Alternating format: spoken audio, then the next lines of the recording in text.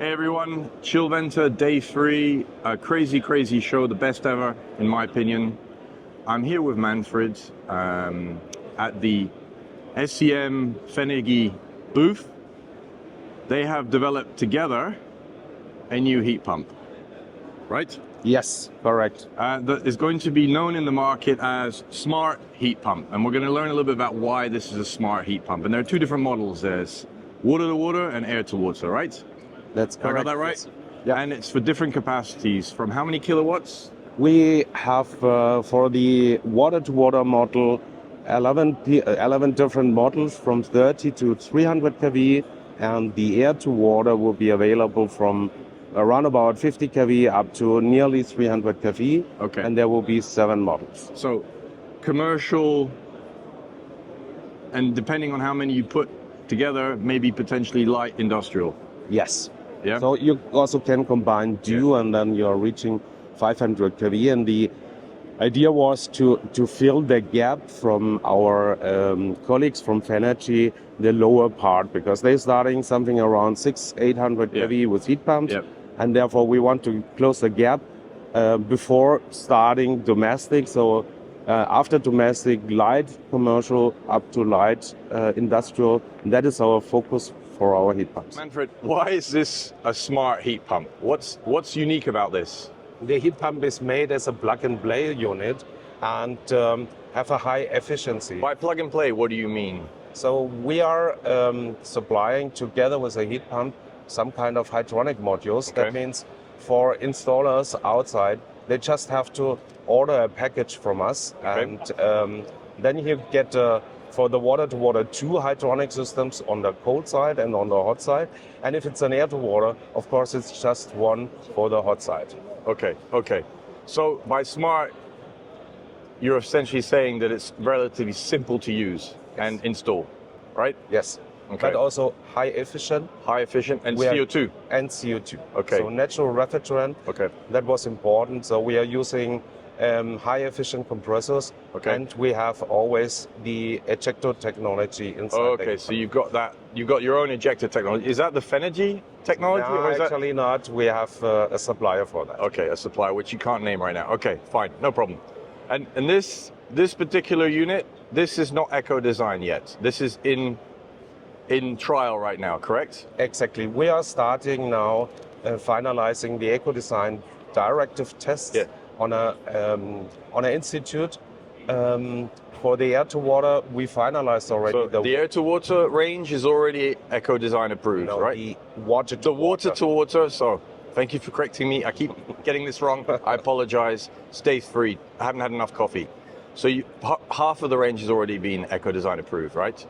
Exactly. Yeah. Okay. And the water to water models, they are ready for sale beginning next year, Q1. Okay. And of course, an air to water testing for eco design takes more time because you need to test it on different ambient temperature. Yeah. Therefore, you have to put the complete heat pump into a climate chamber, and that takes some time.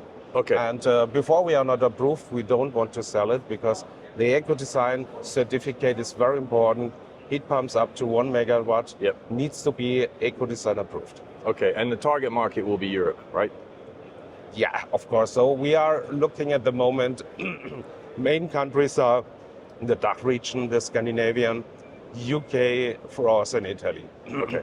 Of course, markets like Eastern Europe will also come. US market will be interesting. And of course, also the APAC region. So for the Americans watching this, did you just hear that? This will be interesting because this could be another manufacturer bringing some smart CO2 heat pumps to the US market, which is crying for that. Okay. Manfred, you want to say anything about here in the insides? You want to show anything? Yeah. Anything you can say? Yes, of course. It is So not. I guess it's bits of compressors I see. Yes, of course. We are using pizza compressors, the high efficient LSPM motor. First compressor is always with a speed inverter to balance keeping part load situation. And as you can see here, it is really built as a heat pump. So it's not like a CO2 compressor rack and reverse it just for a heat pump. Okay. There's a lot of, from the development phase, things inside, like the receiver, or we have here an oil separator. And of course, the complete cycle is made like a low pressure ejector technology. That means the suction pipe from the evaporator is connected directly to the ejector, and the compressors are running like a parallel compressor. That means that gives us another step on high efficiency. So you are, when you say you claim high efficiency, you've actually built it for that purpose. So you've got all the bells and whistles Exactly. that you've put in there. And so how will this come in at a price? What kind of price point do you expect this to be? Because, you know, when you mentioned all these different options. But that was also the focus, to get not only a very high efficient system out of it, but you want to be competitive, right? Yes. Price-wise. Price-wise, I would say we are competitive. Why is that? Is that because of the scale that you have now as a manufacturer? You have the ability to keep your costs under control because you are a very large manufacturer of CO2 systems. That is right, because we have the experience building small condensing units up to big plants, up to 2 megawatts. We're having a manufacturing plant for more than 10,000 square meters, and we're building more than 2,500 CO2 racks. So we are very skilled in doing that. And doing, for example, here also our condensing units, it takes 8 hours to assemble the complete condensing units, and that will be here the same. It is a standard. You could assemble one of these units in in 1 day? Now and test it? No, that's too fast. No, not the heat pump, but we have units doing that in 8 hours. Sure. So we know how to do that, and we have manufacturing streets inside our factory that we get step by step, and then like the mobile or the car industry. Yeah, no, I've actually visited your factory, and I interviewed Nicola, the CEO of SCM, and I'll link up that video to this one so that people can watch that as well, so that you get a real sense of the size of this factory, this and facility, and the skill set that you have. So anything else you want to show us here? Yes, actually we built on the air to water. Let's do that one a little bit by side. That is also something coming from our common development phase, and we're having here a flatbed or a horizontal evaporator. Okay. And with a very high fin space. So we are using up to 4 millimeter fin space, and that gives us the possibility to skip some of the defrost. So looking at heat pumps, they're having 2 or 2.2 millimeters fin space. They're getting blocked already much easier than this one. That means we survive much longer into the heating process. And we have maybe the double of time to defrost that one. Which is important from a performance point of view, right? Yeah, exactly.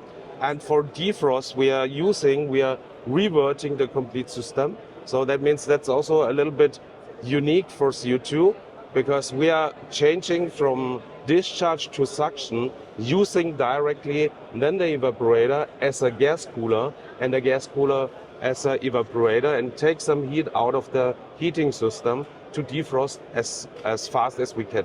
Good. So last question, where do you see this type of product being used? In which type of segment in Europe? I think there are many. In an ideal scenario. I mean, there's so many options, right? But which ones do you think are the obvious ones? I think most important is in commercial side. So even hypermarkets or supermarkets or malls need to be heated. Okay. Can be done very quickly, very easy with that. Offices, but also renovating multi-family houses could be one of the options. And then looking in the industrial side, so food process, greenhouses. Wow. There are many options, spa, wellness, swimming halls, and whatever, government crazy. building. There's so many options. It's limitless. It's limitless. Yeah. So you see a lot of potential for this new range, right? So the only limitation we have at the moment is that we cannot allow a water return temperature from the heating side higher than 47 degrees. Okay. That is the maximum at the moment. We are working. So that will eliminate some segments. Yes, but we are working future-wise also to having 60 or 65 inlet by having 85 outlet temperature. Okay. All right. Thank you very much. I wish you the best of luck. Thank you, Mark.